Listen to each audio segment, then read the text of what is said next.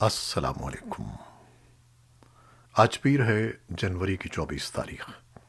پاکستان میں سے شام کے 7، بھارت میں 7:30، اور یہاں ہمارے اسٹوڈیوز کی گھڑیوں میں صبح کے 9 بج رہے ہیں۔ وائس آف امریکہ واشنگٹن کی اردو سروس سے میں ہوں خالد حمید، خبروں کے ایک بلٹن کے ساتھ۔ اوسلو میں طالبان کے قائم مقام وزیر خارجہ امیر خان متقی کی قیادت میں طالبان کے وفد، ناروے کی حکومت اور کئی اتحادی ممالک کے درمیان افغانستان میں بگڑتی ہوئی انسانی صورتحال کے تناظر میں 3 روزہ مذاکرات شروع ہو گئے ہیں۔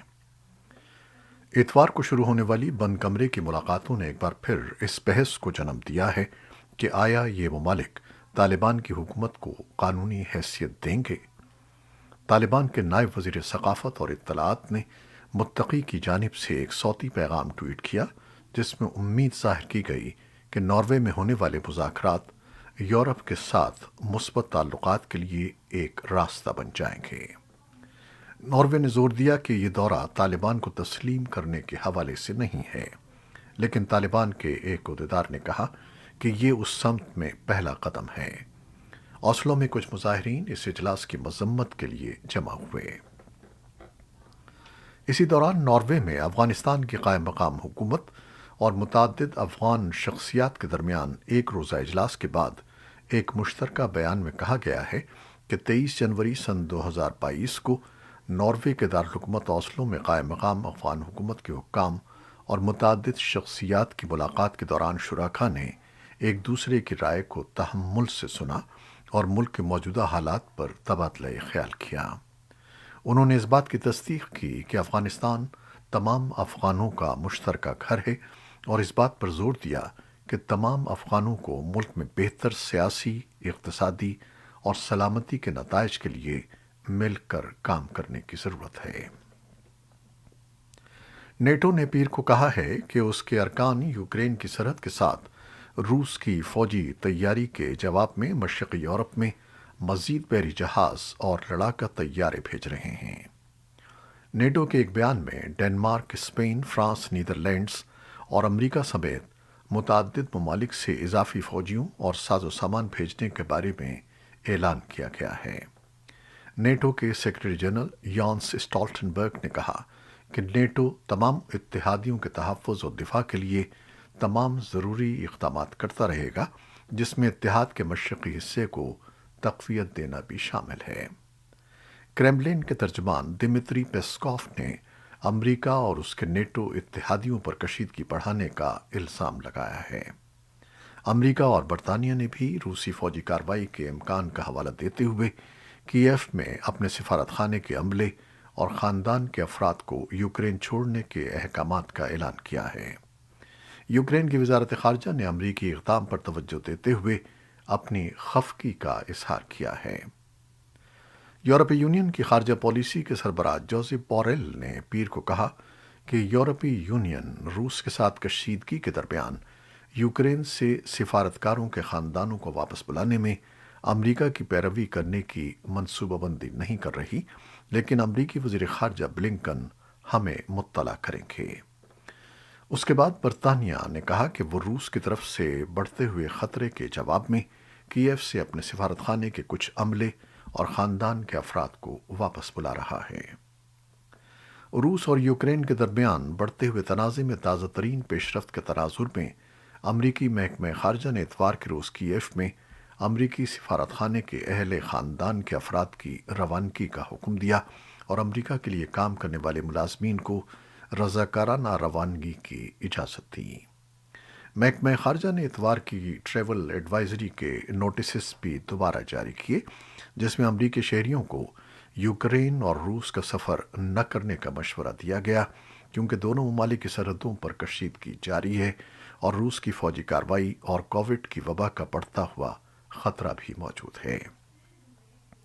امریکی وزیر خارجہ اینٹونی بلنکن نے اتوار کے روز روس کو خبردار کیا کہ واشنگٹن ان تمام حربوں اور تکنیکوں کو جانتا ہے جو ماسکو یوکرین کی حکومت کو کمزور کرنے کے لیے استعمال کر سکتا ہے، لیکن مشرقی یورپ میں کشیدگی کو کم کرنے کی امید میں سفارتی بات چیت جاری رکھی جائے گی۔ ماسکو نے اتوار کے روز برطانوی الزامات کو مسترد کیا کہ روس یوکرین میں روس کے لیے نرم موقف رکھنے والے کسی لیڈر کو لانے کی سازش کر رہا ہے۔ متحدہ عرب امارات نے پیر کو کہا کہ اس نے ابوظبی کو نشانہ بنانے والے 2 بیلسٹک میزائلوں کو روک دیا ہے۔ متحدہ عرب امارات کی وزارت دفاع نے ایک بیان میں کہا کہ میزائل کی باقیات سے کوئی نقصان نہیں ہوا ہے اور کوئی زخمی نہیں ہوا۔ وزارت نے کہا کہ متحدہ عرب امارات کسی بھی خطرے سے نمٹنے کے لیے تیار ہے اور وہ ریاست کو حملوں سے بچانے کے لیے تمام ضروری اقدامات کر رہے ہیں۔ سعودی سرکاری میڈیا نے اتوار کو یہ بھی اطلاع دی کہ حوثیوں کی جانب سے فائر کیا گیا ایک بیلسٹک میزائل سعودی عرب کے جنوبی حصے میں گرا، جس سے کم از کم ایک شخص زخمی ہو گیا۔ امریکی جوہری مذاکرات کار نے اتوار کو رائٹرز کو بتایا کہ امریکہ کے سن 2015 کے ایران جوہری معاہدے کو اس وقت تک بچانے کے لیے ایران کے ساتھ کوئی معاہدے کا امکان نہیں ہے جب تک تہران 4 امریکی شہریوں کو رہا نہ کرتے، جنہیں یرغمال بنایا گیا ہے۔ ایران کے لیے امریکی خصوصی ایلچی رابرٹ میلے نے امریکی موقف کو دہرایا کہ ایران میں زیر حراست 4 افراد کا معاملہ جوہری مذاکرات سے الگ ہے۔ میلی نے ایک انٹرویو میں رائٹرز کو بتایا کہ یہ معاملہ الگ ہے اور ہم دونوں کی پیروی کر رہے ہیں۔ تہران سیاسی وجوہات کی بنا پر لوگوں کو حراست میں رکھنے کی تردید کرتا ہے۔ کورونا وائرس سے متعلق خبریں۔ برسلز میں پولیس نے کووڈ-19 ویکسینیشن اور پابندیوں کے خلاف اتوار کو مظاہرہ کرنے والے 50,000 مظاہرین کے خلاف پانی کی بوچھاڑ کی اور آنسو گیس استعمال کی، جبکہ یورپی حکام کورونا وائرس کی تیزی سے پھیلنے والی اومیکرون قسم پر قابو پانے کی کوشش کر رہے ہیں۔ مظاہرین میں سے کچھ فرانس، جرمنی اور دیگر ممالک سے آئے تھے اور وہ یورپی یونین کے ہیڈ کوارٹر شہر میں مارچ کرتے ہوئے آزادی کے نعرے لگا رہے تھے۔ ویڈیوز میں کچھ سیاہ پوش مظاہرین کو یورپی یونین کی سفارتی سروسز انجام دینے والوں کے زیر استعمال عمارت پر حملہ کرتے ہوئے اور اس کے داخلی دروازے پر پروجیکٹائلز پھینکتے ہوئے اور کھڑکیوں کو توڑتے ہوئے دکھایا گیا ہے۔ یورپی دارالحکومتوں میں ویکسین کے پاسپورٹ اور دیگر ضروریات کے خلاف احتجاج کے بعد بارسلونا میں بھی ویکسینیشن کے مخالف مظاہرین نے مارچ کیا۔ حکومتوں نے یہ پابندیاں اومیکرون کے روزانہ انفیکشن اور ہسپتالوں میں داخل ہونے میں اضافے کے تناظر میں عائد کی ہیں۔ واشنگٹن میں ویکسینیشن مینڈیٹ مخالف کئی ہزار مظاہرین نے نیشنل مال پر مارچ کیا۔ بائیڈن انتظامیہ کی کووڈ-19 ماسک اور ویکسین کی پالیسیوں کے خلاف آواز اٹھانے کے لیے اتوار کے روز واشنگٹن ڈی سی میں ہزاروں مظاہرین نے مال پر ریلی نکالی۔ واشنگٹن یادگار پر جمع ہو کر اور پھر لنکن میموریل کی طرف مارچ کرتے ہوئے مظاہرین نے پوسٹرز اٹھا رکھے تھے جن پر نعرے درج تھے۔ کووڈ-19 کی وبا سے امریکہ میں 8,60,000 سے زائد اموات ہو چکی ہیں۔ طویل وبائی بیماری کے دوران معیشت بری طرح متاثر ہوئی ہے۔ طالبان کی وزارت صحت کے حکام کا کہنا ہے کہ افغانستان بھر میں روزانہ اوسطاً 21,000 افراد کو کورونا وائرس کی ویکسینیشن دی جا رہی ہے۔ وزارت کے ترجمان ڈاکٹر جاوید حازن نے وائس آف امریکہ کو بتایا کہ افغانستان میں کورونا وائرس ویکسینیشن کے لیے 1,065 مراکز کھلے ہیں اور کورونا وائرس کی ویکسینیشن مہم کے آغاز کے بعد سے اب تک 7.6 ملین افراد نے کورونا وائرس کی ویکسین حاصل کی ہے۔ جسٹس عائشہ ملک نے پاکستان کی عدالت عظمیٰ سپریم کورٹ کی پہلی خاتون جج کی حیثیت سے حلف اٹھا لیا ہے، جسے ملک کی عدالتی تاریخ میں ایک سنگ میل قرار دیا جا رہا ہے۔ چیف جسٹس گلزار احمد خان نے سوموار کو سپریم کورٹ کے ہال میں منعقدہ تقریب میں 55 سالہ جسٹس عائشہ ملک سے حلف لیا، جس میں اعلیٰ عدلیہ کے ججز حضرات، اٹارنی جنرل، وکلاء اور قانون و انصاف کمیشن کے افسران نے شرکت کی۔ پاکستان کے وزیر اعظم عمران خان کے مشیر برائے احتساب شہزاد اکبر اپنے عہدے سے مستعفی ہو گئے ہیں۔ شہزاد اکبر نے پیر کو اپنے ایک ٹویٹ میں بتایا کہ انہوں نے وزیر اعظم کو اپنا استعفیٰ پیش کر دیا ہے۔ سوشل میڈیا پر گزشتہ چند روز سے یہ خبریں گردش کر رہی تھیں کہ وزیر اعظم عمران خان شہزاد اکبر کو عہدے سے ہٹانے کا ارادہ رکھتے ہیں، تاہم حکومتی حلقوں نے ان خبروں کو افواہیں قرار دیا تھا۔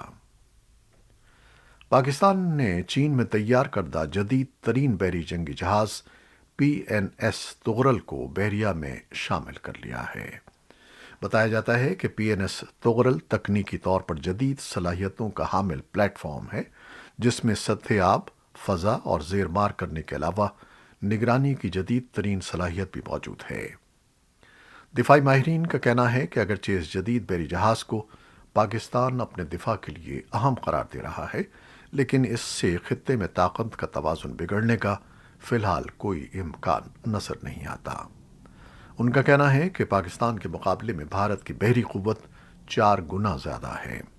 تاہم بھارت کی جانب سے نومبر میں یہ الزام لگایا گیا تھا کہ چین کی جانب سے پاکستان کو فوجی ساز و سامان مہیا کرنے سے خطے کی سیکیورٹی پر اثر پڑ سکتا ہے۔ بھارتی قیادت کا یہ بھی کہنا ہے کہ اس نے پاکستان اور چین کے درمیان بڑھتے ہوئے جنگی تعاون پر نظر رکھی ہوئی ہے۔ پاکستان کے صوبہ خیبر پختونخوا کے مختلف علاقوں میں حالیہ شدید بارشوں کے نتیجے میں ہونے والے حادثات کے نتیجے میں کم از کم 8 افراد ہلاک اور 16 زخمی ہوئے ہیں۔ قدرتی آفات سے نمٹنے کے ادارے PDMA کے جاری کردہ بیان کے مطابق اس دوران 29 مکانات کو جزوی نقصان پہنچا، جبکہ 2 مکانات مکمل طور پر زمیں بوس ہو گئے۔ سب سے زیادہ مالی اور جانی نقصان شمالی ضلع شانگلہ میں ہوا ہے، جہاں تحصیل ایلپوری کے گاؤں میں گھر پر تودا گرنے سے ایک ہی خاندان کے 4 افراد ہلاک اور 4 زخمی ہوئے ہیں۔ اس حادثے میں ایک بچے کے لاپتہ ہونے کی اطلاعات ہیں۔ خیبر پختونخوا کے وزیر اعلیٰ محمود خان نے اس واقعے پر گہرے رنج و غم کا اظہار کیا ہے۔